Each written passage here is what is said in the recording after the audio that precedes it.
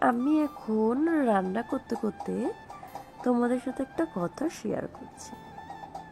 কথাটা হলো সম্মান নিয়ে। কিছু মানুষ ভাবে কি তারা খুব সহজেই সম্মান পেয়ে যাবে।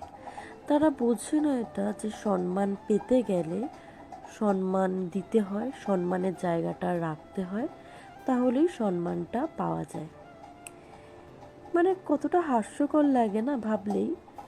সম্মান দেবে না তারা, কিন্তু তারা আশা করে তারা সম্মান পাবে, তাদেরকে ভালোবাসা যাবে, কিন্তু তারা কিন্তু ভালোবাসা দিতেও পারে না, ভালোবাসাটা কীভাবে অর্জন করতে হয় সেটাও জানে না, কিন্তু তাদের মনে আশা প্রচুর থাকে।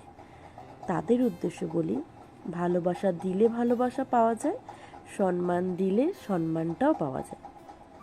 তুমি দেবে না যখন, আশাও করো না।